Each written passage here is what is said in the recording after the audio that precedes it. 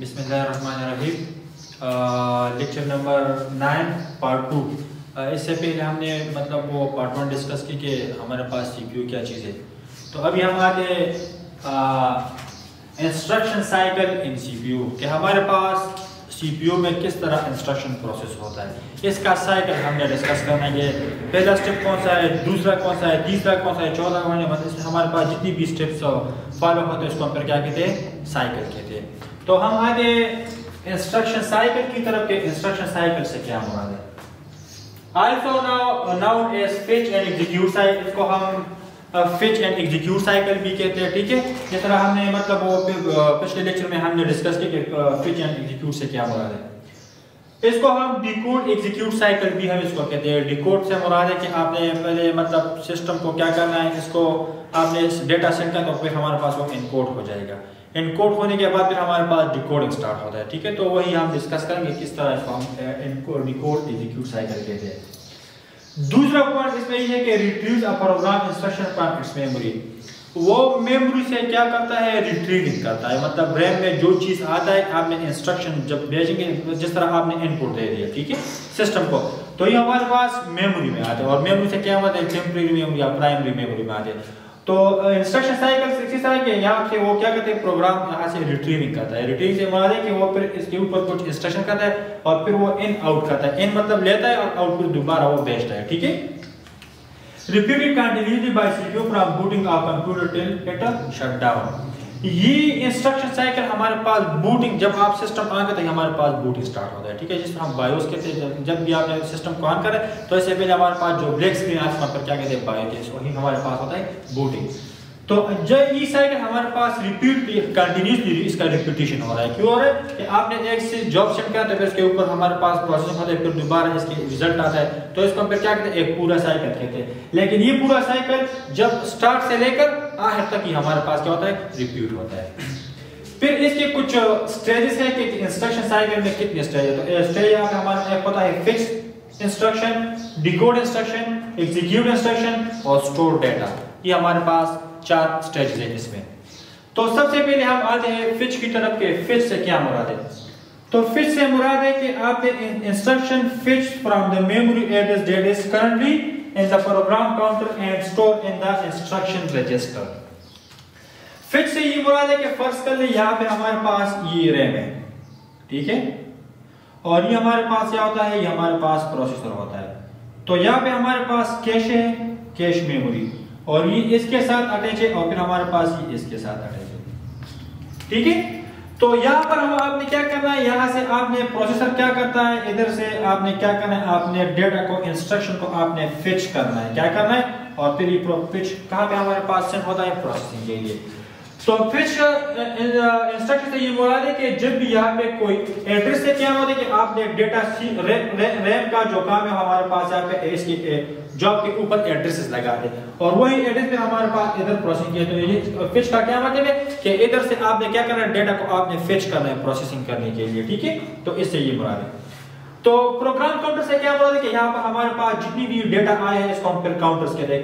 मतलब job number 1, job number 2 up to job number n, number of job. तो इसको हम फिर क्या कहते हैं, प्रोग्राम काउंटर। तो आपने एक एक को क्या करना है, आपने फिच करना है, इसके ऊपर आपने प्रोसेसिंग करना है, और फिर आपने क्या करना है, इंस्ट्रक्शन रजिस्टर, आपने फिर रजिस्टर करना है कि आपने ये डेटा सेंड करना है, आपने ये डेटा सेंड करना है, आपने ये डेटा सेंड करना है। तो इसको हम फिर फिचिंग कहते हैं। दूसरा हमारे पास है डिकोड द इंस्ट्रक्शन। तो जब भी वहां से मतलब जब डेटा प्रोसेस हो तो फिर आपने दोबारा इधर से सेंड करना है, फिर आपने क्या करना है, इसको डिकोड करना है।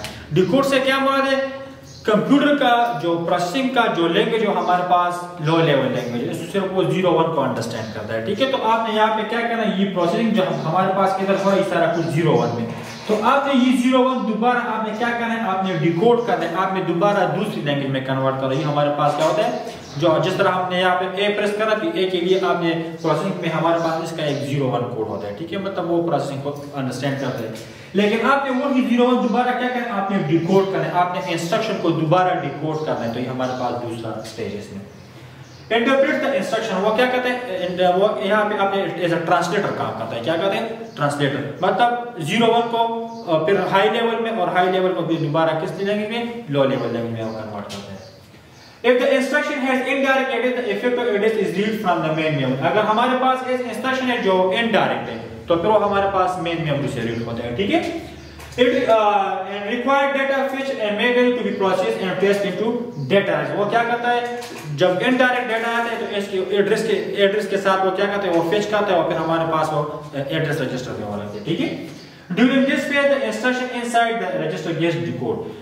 जब वो मतलब इधर से वो डेटा इनडायरेक्टली लेता है तो फिर वो क्या करता है, यहाँ से वो क्या करते हैं रजिस्टर एड्रेस में रखते हैं आपने डिकोडिंग के लिए।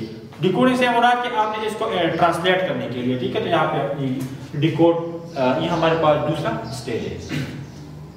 तीसरा स्टेज हमारे पास है एग्जीक्यूट द इंस्ट्रक्शन। आपने क्या करना है, आपने इंस्ट्रक्शन को आपने एग्जीक्यूट करना है, प्रोसेस करना है। तो इसको हम क्या कहते हैं, एग्जीक्यूट इंस्ट्रक्शन।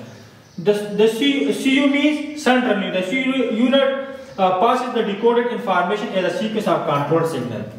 वो यहाँ पे decoded information को क्या करता है, वो यहाँ पे हमारे पास इसको सीक्वेंस में रखते हैं, किसी में control signal to the relevant function unit of the CPU to perform the action required by the instructions. Reading values from the register and passing them to the ALU for arithmetic operation. यहाँ पर हमारे पास जो processing हो रहा है, जब वो data read हो जाए तो फिर हमारे पास वो सीक्वेंस में रहता है। अगर ये हमारे पास जनरल पर्पस है तो वो फिर सीयू कंट्रोल करता है। अगर ये हमारे पास मैथमेटिक्स है तो फिर हमारे पास वो एलयू परफॉर्म करता है। ये हमारे पास होता है एग्जीक्यूट द इंस्ट्रक्शन, क्योंकि ये हमारे पास यहाँ पे रैम में दो चीज होते हैं, एक होता है सीयू और दूसरा होता है एलयू। ये हमारे पास जनरल पर्पस के लिए और ये हमारे पास मैथमेटिक्स पर्पस के लिए। तो मैथमेटिक्स पर्पस के लिए जब भी है तो फिर हम आपने एलयू में मतलब प्रोसेस करें, एग्जीक्यूट करें। अगर हमारे पास जनरल पर्पस है तो फिर हमारे पास यहाँ पे सीयू में वो का एग्जीक्यूट होता है। लास्ट में हमारे पास होता है स्टोर रिजल्ट। आपने क्या करना है, रिजल्ट को आपने स्टोर करना है। क्या करना है, स्टोर करना है। तो the result store generated by the operation is stored in the main memory. जब भी आपने क्या करना है, आपने मतलब चीज को प्रोसेस करना है तो फिर हमारे पास इसका रिजल्ट मेन मेमोरी में स्टोर होता है। क्यों स्टोर होता है कि आपने यहाँ से दोबारा आपने सेंड करना है, एज आउटपुट आपने डिस्प्ले करना है। तो इसी वजह हमने दोबारा क्या करना है, इसको मेन मेमोरी में हमने वो क्या करना है, सेंड करना है और हमारे पास वो आउटपुट डिवाइस पर फिर वो सेंड करता है कि ये आज आपका आउटपुट हो गया। But this condition is not required. लेकिन ये कंडीशन हमारे पास हर टाइम ये हमारे पास अवेलेबल। कुछ ऐसी इंस्ट्रक्शन हो जो हमारे पास बैकएंड पे हो, लेकिन हमारे पास वो एज आउटपुट नहीं आते, क्योंकि आपने क्या करना है, सारा कुछ इंटरनली आपने क्या करना है, कंपोनेंट्स के थ्रू करना है, जिस तरह हम रजिस्टर वगैरह या बसेस वगैरह कहते हैं, ठीक है। इसका साइकिल ये कि सबसे पहले हमारे पास फिचिंग होता है, फिचिंग के बाद डिकोडिंग, डिकोडिंग के बाद दोबारा हमारे पास क्या होता है, एग्जीक्यूट होता है। तो ये हमारे पास एक साइकिल इस तरह होता है। सबसे पहले आपने फिच करना है डेटा, फिर आपने इसको डिकोड करना है और डिकोडिंग करने के बाद आपने क्या करना है, दोबारा आपने प्रोसेसिंग मतलब इसको आपने एग्जीक्यूट करना है या प्रोसेस करना है या इसके ऊपर आपने काम करना है। दूसरा जो हमारे पास होता है हेडिंग है सिस्क एंड रिस्क आर्किटेक्चर। ये प्रोसेसर का आर्किटेक्चर है कि आप हमारे पास दो किस्म के आर्किटेक्चर्स होते हैं प्रोसेसर के, जहाँ पे मैंने वो डिजाइन की कि प्रोसेसर का जो होता है इसमें एलयू और सीयू होता है, लेकिन यहाँ पे हमारे पास इसके दो आर्किटेक्चर्स होते हैं। एक होता है सिस्क और दूसरा हमारे पास होता है रिस्क। सिस्क से हमारा है कम्प्लेक्स इंस्ट्रक्शन सेट कंप्यूटर। ये हमारे पास कम्प्लेक्स इंस्ट्रक्शन सेट है कंप्यूटर के लिए, मतलब प्रोसेसिंग करने के लिए। अभी हम डिस्कस करेंगे सिस्क से क्या मुराद है और रिस्क से क्या मुराद है। सिस्टम स्लो पर इंस्ट्रक्शन, ये हमारे पास ऐसा प्रोसेसर आर्किटेक्चर है कि वो हमारे पास प्रोसेसिंग स्लो करता है, सिस्क। दूसरा इसमें पॉइंट है कि six have a large amount of different and complex instruction. इसमें हमारे पास लार्ज नंबर ऑफ क्या होते हैं, amount of different and complex instruction. इसमें हमारे पास जो इंस्ट्रक्शन है वो डिफरेंट भी होते हैं, लार्ज भी होते हैं और कॉम्प्लेक्स भी होते हैं। तो आपने मतलब डेटा प्रोसेस करने के लिए तो फिर आपने क्या करना है, आपने कॉम्बिनेशन के थ्रू आपने डेटा सेंड किया तो फिर हमारे पास वो प्रोसेस या इस तरह का था कि वो रैम से एक मतलब वो स्मॉल अमाउंट में वो प्रोसेस नहीं करता। तो आपने क्या करें, आपने लार्ज अमाउंट ऑफ डेटा को आपने क्या करना है, इंस्ट्रक्शन को आपने प्रोसेस करना। तो ये हमारे पास सिस्क में ही है। It is complex because using hardware level, क्योंकि ये हमारे पास जितनी भी हमारे पास ये हार्डवेयर लेवल पे वो आपने सारा कुछ करना है। हार्डवेयर लेवल से मुराद है कि आपकी मशीन में आपने सारा कुछ करना है। तो इसी वजह से हमारे पास सिस्क में ये चीज है। The more instruction the greater decoding, जितने आपके पास ज्यादा इंस्ट्रक्शन हो तो इसी वजह से आपने ज्यादा डिकोडिंग करना है। जब आपने ज्यादा डिकोडिंग करना है तो इधर से जो फिचिंग हो रहा है ये भी लार्ज अमाउंट है, तो इधर हमारे पास का डिकोडिंग भी लार्ज होगा। जब डिकोडिंग लार्ज होगा तो इसके साथ साथ इसका प्रोसेसिंग स्पीड भी हमारे पास क्या होगा, ज्यादा, इसके लिए आपने ज्यादा टाइम रिक्वायर्ड है, तो इसी वजह से हमारे पास स्लो प्रोसेसिंग आर्किटेक्चर है। इसके एग्जांपल है मोटोरोला फैमिलीज, जो मोटोरोला मतलब इन्होंने ये प्रोसेसर डिजाइन किए है, सिस्क आर्किटेक्चर का जो प्रोसेसर है ये मोटोरोला फैमिलीज को कहते हैं। दूसरा इसमें हमारे पास होता है पेंटियम सीरीज, जैसा पेंटियम 1, 2, 3 एक्सेट्रा, ये हमारे पास क्या होते हैं, ये भी सिस्क के आर्किटेक्चर के एग्जांपल है। दूसरा हमारे पास होता है रिस्क। रिस्क से मुराद है रिड्यूस इंस्ट्रक्शन सेट कंप्यूटर। एक होता है सिस्क, आपने क्या करना है, आपने एक कॉम्प्लेक्सली आपने सेट को क्या करना है, इंस्ट्रक्शन आपने सेट करना है कंप्यूटर। दूसरा हमारे पास होता है रिड्यूस, ये मतलब सिस्क से एडवांस टेक्नोलॉजी है, ठीक है, ये एडवांस आर्किटेक्चर है। अभी हम डिस्कस करते हैं कि रिस्क से क्या मुराद है। It is microprocessor architecture that is designed to perform smaller number of instruction. CISC में आपने क्या करना है, आपने लार्ज अमाउंट ऑफ डेटा को आपने क्या करना है, आपने इंस्ट्रक्शन को आपने क्या करना है, फिच करना है, डिकोड करना है, एग्जीक्यूट करना है। इसके लिए टाइम भी रिक्वायर्ड है, वो जल्द हीट अप हो जाते हैं और इसके साथ साथ प्रोसेसिंग स्पीड भी हमारे पास है। लेकिन रिस्क में आपने क्या करना, वो instruction amount, large amount of data को आपने क्या कर दिया, रिड्यूस कर, आपने पैकेट्स में या स्मॉल मतलब आपने स्मॉल इंस्ट्रक्शन को आपने क्या करना है, स्मॉल अमाउंट ऑफ इंस्ट्रक्शन आपने क्या करना है, सेंड करना है या प्रोसेस करना है। दूसरा से develop in 1980s as a reaction of CISC. ये 1980s में मतलब डेवलप हुआ है क्योंकि सिस्क के ऊपर मतलब काफी कमेंट्स या फीडबैक्स आए थे कि ये स्लो है या हीट अप है या कास्ट या जो भी है, तो हमारे पास इसकी वजह से इसके रिएक्शन के ऊपर हमारे पास क्या हो गया, रिस्क डेवलप हो गया 1980s में। Risk has limited and simple set instruction. Risk में हमारे पास लिमिटेड भी इंस्ट्रक्शंस होते हैं और सिंपल होते हैं। जहां पे हमारे पास कॉम्प्लेक्स है रिस्क में, सिस्क में, तो इसके लिए टाइम रिक्वायर्ड है। यहाँ पर हमारे पास जो इंस्ट्रक्शंस होते हैं वो लिमिटेड है और इसी वजह से इसका टाइम कंज्यूमिंग हमारे पास कम है और प्रोसेसिंग भी ज्यादा है। RISC allow more freedom to use the space on a microprocessor. आपने क्या करना है, माइक्रो प्रोसेसर के ऊपर हमारे पास वो आपको फ्रीली आपको स्पेस प्रोवाइड करता है कि आप जितना आप प्रोसेस का, जितना आजकल हमारे पास जितनी भी लैपटॉप्स वगैरह है या मोबाइल का, इस हमारे पास ये रिस्क प्रोसेसिंग आर्किटेक्चर हमारे पास यूज होता है क्योंकि इसका स्पीड बहुत ज्यादा है। इसके एग्जांपल IBM, सनस्पार्क, इंटेल एटसेट्रा हमारे पास ये रिस्क के एग्जांपल है, ठीक है। अभी हम डिस्कस करते हैं कि इंटेल यानी AMD मतलब प्रोसेसर।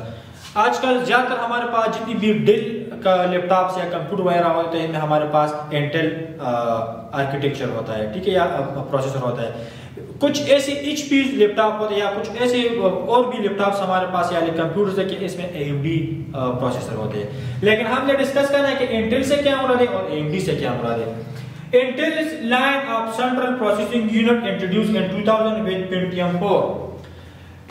Intel का जो प्रोसेसर है, इसका जो सीरीज है वो हमारे पास कब मतलब 2000 में इंट्रोड्यूस हो गया विद Pentium 4 सीरीज के साथ ही हमारे पास क्या हो गया, इंट्रोड्यूस हो गया। हम कहते हैं कि यार अभी सिस्टम हमारे पास थोड़ा फास्ट हो गया। क्यों फास्ट हो गया, क्योंकि इसमें हमारे पास इंटेल मतलब इंटेल का जो आर्किटेक्चर या मतलब प्रोसेसर आर्किटेक्चर है वो हमारे पास इंट्रोड्यूस हो गया। Intel introduced new processor architecture as a NetBurst।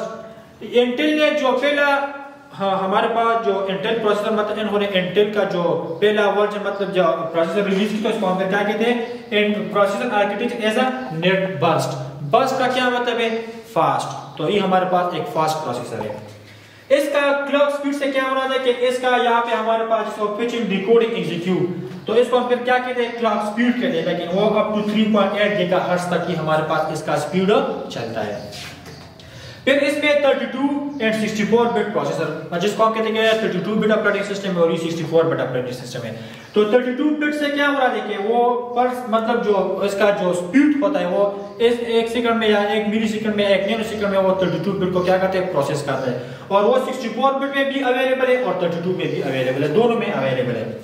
Speed इसका जो प्रोसेसिंग स्पीड हमारे पास 4000 से लेकर 10,066 तक हमारे पास इसका स्पीड मतलब हमारे पास होता है। फिर हमारे पास होता है AMD। AMD हमारे पास होता है एडवांस्ड माइक्रो डिवाइस। ये एक इंटेल वाले के पास और दूसरा हमारे पास AMD का है। तो AMD में भी हमारे पास कुछ ऐसी डिसएडवांटेज है या ड्रॉबैक इंटेल में भी हमारे पास है, लेकिन AMD में भी हमारे पास डिसएडवांटेज है। ये AMD बेसिकली कंपैटिबल फॉर 86 कैसे क्या है 32 बिट माइक्रो प्रोसेसर के लिए बहुत ज्यादा कंपैटिबल है वो। अगर आपने 64 के तो फिर हमारे पास जो जल्द हीट अप हो जाते हैं, इसका स्पीड भी हमारे पास, उसके लिए आपने हाई ग्राफिक्स आपने क्या करना है, इंस्टॉल करना है, सॉफ्टवेयर इंस्टॉल करना है, तो फिर वो सपोर्ट करता है। इसका क्लॉक स्पीड हमारे पास 1333 से लेकर 2333 गीगाहर्ट्ज तक है। इसका जो क्लॉक स्पीड होता है ये वाला स्पीड ये इसका ज्यादा है as compare to Intel. Speed इसका 100 से लेकर 2200 तक है। और एटलॉन 32 एटलॉन AMD, एटलॉन ने मतलब ये डिस्कवर किया तो इसको एटलॉन AMD कहते हैं। एटलॉन 32 और ये जिस यहाँ पे मैंने बात की कंपैटिबल फॉर 32, आजकल हमारे पास इसमें एक न्यू एटलॉन है, इसको हम 64 बिट प्रोसेसर कहते हैं। तो ये हमारे पास होता है इंटेल और ये हमारे पास होता है AMD। इंटेल में कि आपने आजकल हमारे पास जितनी भी सिस्टम है तो इसमें हमारे पास इंटेल यूज होता है। AMD कुछ ऐसी सिस्टम हमारे पास कि इसमें AMD प्रोसेसर है। तो ये होता है इंस्ट्रक्शन साइकिल इन प्रोसेसिंग या CPU। तो पार्ट 1 में हमने CPU डिस्कस किया कि CPU से क्या मुराद है, इसमें ALU, CU, रजिस्टर, बसेस और इसके साथ हमारे पास कैश हमने डिस्कस की। सेकंड पार्ट में हमने वो इंस्ट्रक्शन साइकिल डिस्कस की। इंस्ट्रक्शन साइकिल से क्या हुआ कि डाटा किस तरह सेंड होता है, किस तरह फेच होता है, किस तरह डिकोड होता है और किस तरह एग्जीक्यूट और किस तरह आपने फिर क्या करना है, डाटा को आपने इसका रिजल्ट स्टोर रिजल्ट आपने सेंड करना है या शो करना है या जो भी है। तो ये होता है इंस्ट्रक्शन साइकिल। जिसका भी क्वेश्चन हो तो वो मुझसे व्हाट्सएप पे भी पूछ सकते हैं या आप कमेंट भी करें। Thank you.